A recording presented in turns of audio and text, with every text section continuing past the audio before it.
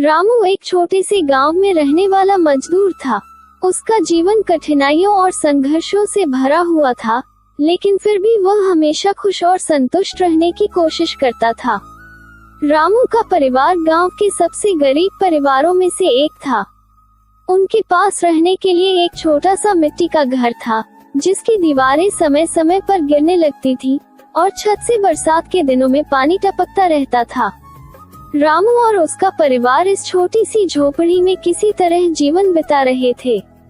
रामू हर रोज सुबह जल्दी उठकर गांव के खेतों में मजदूरी करता था।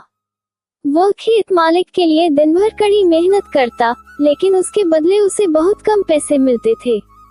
रामू का सपना था कि वह एक दिन अपने परिवार के लिए एक पक्का घर बनाए, जहां उसकी पत्नी और बच्चे आराम से रह सकें।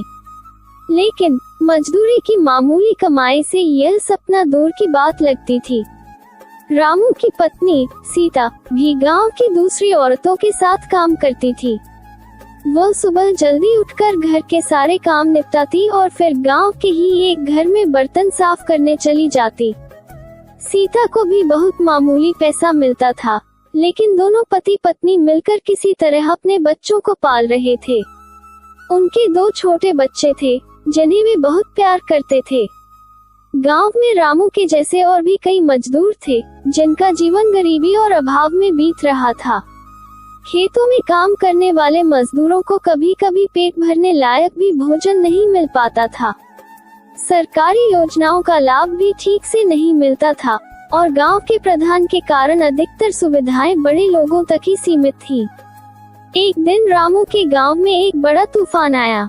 उसकी पहले से ही कमजोर झोपड़ी तूफान में पूरी तरह से ढह गई।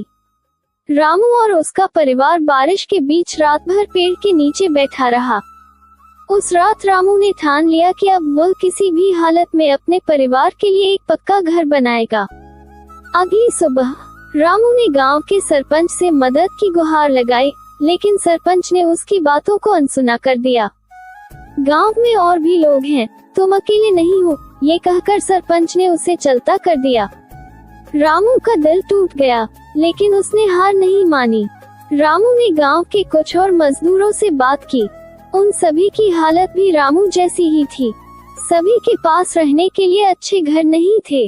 सबने मिलकर निर्णय लिया कि वे साथ मिलकर काम करेंगे और एक दूसरे की मदद से घर बनाएंगे। यह विचार सुनने में कठिन था, लेकिन सभी ने इसे करने का फैसला किया। रामू और उसके साथी मजदूरों ने एक दूसरे के घरों की मरम्मत करना शुरू किया। उन्होंने मिलकर दिन में अपने काम के बाद रात को एक दूसरे की मदद की। धीरे धीरे सभी मजदूरों के घर बेहतर होने लगे। यह एक लंबा और थकावट भरा सफर था, लेकिन उन्होंने कभी हार नहीं मानी। गांव में एक समाज सेवी संस्था आई, जिसने मजदूरों के इस सामूहिक प्रयास की जानकारी पाई। संस्था के लोग गांव के प्रधान के माध्यम से नहीं, बल्कि सीधा गांव के मजदूरों से मिले। उन्हें जब रामू और उसके साथियों के प्रयास के बारे में पता चला, तो उन्होंने इन लोगों की मदद करने का फैसला किया। इस संस्था ने मजदूरों को घर बनाने के लिए कुछ सामान और पैसे दिए, जिससे उनका काम थोड़ा आसान हो गया। संस्था के सहयोग से रामू और उसके साथियों ने पक्के मकान बनाना शुरू किया। यह उनके लिए किसी सपने जैसा था।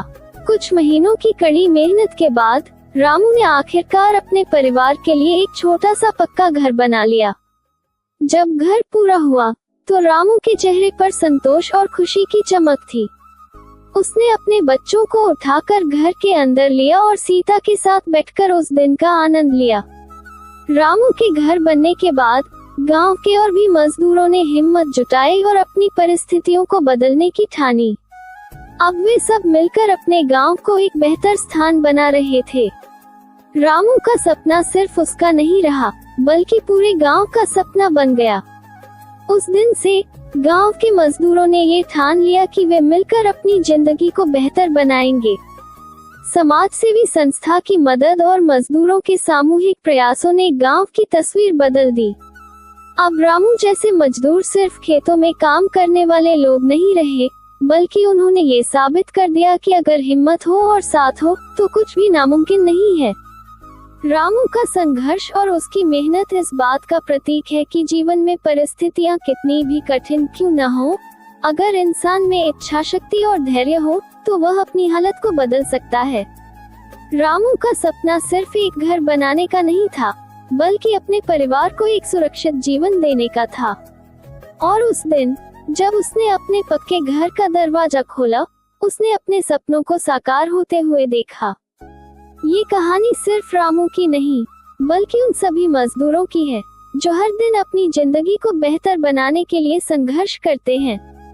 मित्रों, मुझे आशा है कि यह कहानी आपको जरूर पसंद आई होगी, तो मेरे चैनल पारुल धर्म स्टोरी को लाइक और सब्सक्राइब जरूर कर लें, जिससे आपको ऐसी ही ज्ञानवर्धक जानकारी मिलती रहे। धन्यवाद।